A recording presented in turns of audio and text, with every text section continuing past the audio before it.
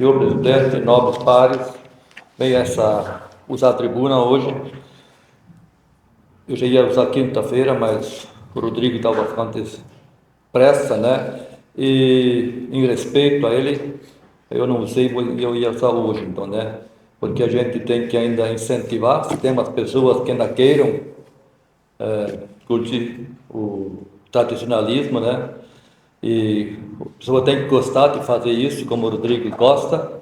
Eu acho que está no DNA, está no sangue, porque eu conhecia os teus avós, o Trecpa, o outro, o irmão do teu tio, que antigamente eles lidaram só com gado e cavalo, praticamente. Sei que o frigorífico Scherer, para quem não sabe, eles tinham os tios do Rodrigo para buscar os animais, os cavalos. Não era feito em caminhão, era feito puxado a cavalo. Tinha para tudo que é lugar, porque tinha peral, travesseiro. E assim eles trouxeram os animais até o batedouro. Então, como eu disse, deve estar no DNA dele e temos que ajudar e colaborar do jeito que dá, né? Primeiramente, também quero agradecer aos republicanos pelo acidente do espaço. Acho que, tenho certeza, que tem que funcionar dessa maneira, ceder, porque veja, tem o único vereador que se elegeu, é o vereador Rodrigo, por sua conta, pelos seus votos, e aconteceu nos republicanos assim que eu e o Noni, a gente se tirou os votos um do outro muito, assim, né? E se eu não tinha ido, a ideia nem era ir, e se eu não fosse, tinha ido, né? Os republicanos iam para dar um vereador a menos. E a gente não sabe qual seria o vereador, o candidato. Porque muitos dos meus votos, o vereador Amenófilis ia fazer. Ele não ia parar nos 150, ele podia chegar nos 200. E aí alguém ia sobrar, ou o Rudy, ou o Noni, ou o Flávio, né? Então ainda consegui, também de uma maneira assim, colaborar que a gente conseguiu então botar mais um vereador, seriam então 3 vereadores, né? E tem outros requerimentos que eu já vou também falar um pouco sobre isso. Primeiramente, reforçar os requerimentos dos novos vereadores, que também são muito importantes. E assim eu também trouxe 2 aqui, um em conjunto com o Noni, que eu sempre falo Noni, tipo assim, desculpe, a maneira de falar, vereador Menófilo. Eu vou destacar os 2, então, a estrada que vai lá no Cláudio Branco, lá em cima, não é muita coisa, tipo assim, eu moro lá com 100 metros que tem que ser feito, as valetas estão fechadas e a água está correndo estrada abaixo. E sem valeta não há estrada, isso não tem como aguentar. Então seria interessante dar uma olhada lá, o secretário de obras, dar uma chegada lá, não é muito serviço, mas tem que ser feito. E assim, mais uma coisa que o outro requerimento seria assim do parque de máquinas. Isso não é uma crítica. Eu sei que tem gente aqui que no Marcelo já foi secretário de obras também, foi no tempo do Divino Glass. Então os operadores, aquele que hoje me falou, não vou citar nome, mas existe assim um descaso um pouco assim de não cuidar das máquinas, tipo troca de óleo. Cara, o operador me disse que tinha máquina com 750 horas sem trocar óleo e filtro, essas coisas, gente. Isso não pode. A gente não quer condenar o vereador Márcio, porque ele está correndo atrás. Como o Rodrigo disse, ele está se esforçando, e em cima disso, muitas vezes não é feito o serviço que tem que ser feito, né? Mas a sugestão, é mais uma sugestão, tipo assim, que ou num dia de chuva, ou segunda de manhã, que fica controlando isso, porque não adianta quebrar uma máquina, depois ela não sabe como é que isso funciona. Não é que uma máquina particular estraga, pega as peças e manda funcionar. Isso é uma máquina dessa, muitas vezes dura 2 meses para tu recuperar ela. Tem que ser feita licitação de peças, coisa, tudo. Então, eu acho que é mais fácil cuidar um pouco mais, não dar aquele desgaste nas máquinas. E Eu acho que seria mais interessante isso, mas como eu disse, sempre está correndo atrás, os pedidos, muito serviço para fazer, e aí acontece essas coisas, né? Mas isso é mais uma sugestão, né? Quero me também referir um pouco sobre a nossa agricultura, que da situação que hoje se encontra. A gente, que nem o vereador Menófilis, também está aquele requerimento de moção de apoio.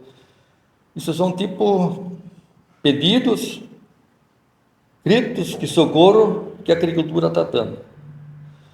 Posso garantir para vocês que hoje a agricultura está pior para o agricultor do que depois da enchente. Está muito pior. Porque assim, depois da enchente, todas as prestações foram encuradas por outro ano, né? Por causa da enchente. E essas prestações, tudo está vencendo, já venceu. E o plano, mais uma vez, fez uma colheita fraca, malamente para as despesas, e as prestações estão lá para pagar. O colono está sem dinheiro, e o pior, sem crédito. Para de novo conseguir dinheiro para de novo comprar adubo, sementes, porque não paga outra prestação ainda não. Então tá um caos. Aqui para nós ainda tá, a gente hoje quase nem vem mais que passou uma enchente. Agora a gente saiu um pouco, eu convido vocês têm que sair um pouco, vão para Estrela, essas bandas lá, Cruzeiro, Venâncio, assim. Lá tem muita propriedade que não consegue nem mais ajeitar para plantar. Não existe, não tem, virou um caos, virou lagoa, levou terra e sentou lagoa, 2, 3 hectares de cima da terra, tu não tem como tirar.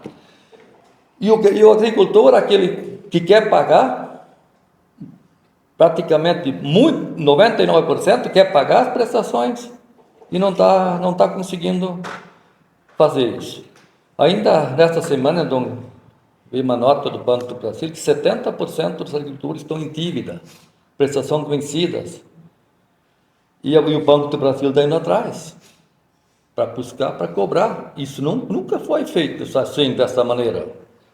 Só que agora, então estão indo atrás. Ainda teve esse exemplo da Expo Inter, tinha 29 coroas assim na parede. Fico até arrepiado, gente. Aí eu pedi, o que está acontecendo?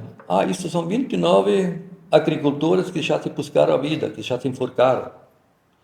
O último agora, diz ele lá, não sei se foi o banco, foi lá para pegar o trator, e ele disse, não, mas trator não, precisa trabalhar, gente, não tem como, mas tu tem como pagar? Não tenho, não tem como, mas vou pagar no ano que vem, tipo assim, né? Não, então vamos trazer o guincho e vamos carregar. Aí foram pegar o guincho, a hora que eles voltaram lá, o agricultor tinha se enforcado no trator.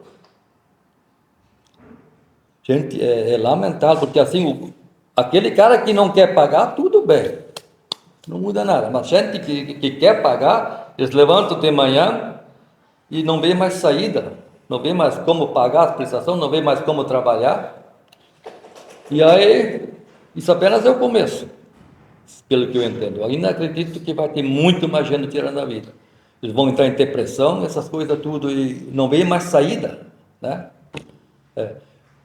Algumas coisas acontecem que o próprio agricultor é culpado. Porque assim, quando soja custou R$ 200 por saco, aí foi uma loucura. Todo mundo trocando as máquinas, ceifa, tudo comprando um trator novo, ceifa de 1 milhão. E aí tem agricultores que de novo comprou aqueles tratores ceifa usadas. E esses estão com as fibras quitadas. E aqueles outros que entraram, né, que estão lá, enforcados. Então, essa questão do soja, tudo de milho, isso tudo tem sempre aqueles altos e baixos. Só que agora não está ajudando o preço e nem mais o clima. Pior é isso, né? Se tivesse sempre uma colheita boa, até que o colono sempre se vira, dá um jeito, né? Tá uma colheita boa, mas assim, nada está mais ajudando os coitados. Então a situação realmente está bastante complicada. do óleo, para que lado do óleo está difícil. E não tem mais volta, eu não quero ser pessimista. Para os pequenos agricultores aqui, tem que se atirar num lado que nem a questão do Menófilos, lá eles têm uma terra boa, bastante terra, se defende, mas os outros menores ainda, com 10 hectares, 5, 6 hectares. Isso começou a desandar depois que começaram a abrir o sudoeste, o nordeste e o norte. Tá? As colheitas grandes. Antes, nós tudo, então, muitas que vocês têm ainda, lembrando, tudo tinha preço aqui, tudo. Soja, milho, ovo, galinha, tudo tinha preço. Aí começou a ir lá para cima, começou a explorar o norte, porque eu me lembro, meu pai comprou terra lá para o norte também, meu irmão foi lá para tocar. Primeiro foi comprada essa terra, a empresa vendeu para vender. Aí veio, um ano depois, já vieram e disse, não, tu tem que destocar, plantar, senão tu vai perder a terra. No mínimo 80% tem que tirar o mato. Aí ele foi lá e destocou tudo, né?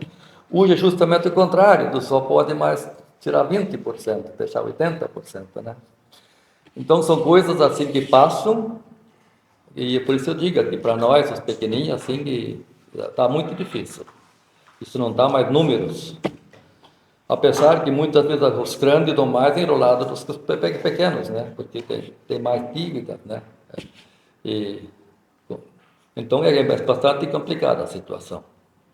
Mas, como eu sempre digo, não podemos botar os pés adiante da perna, né? Fazer as coisas controladas e sempre se dá um jeito, né? Da minha parte seria isso. Muito obrigado.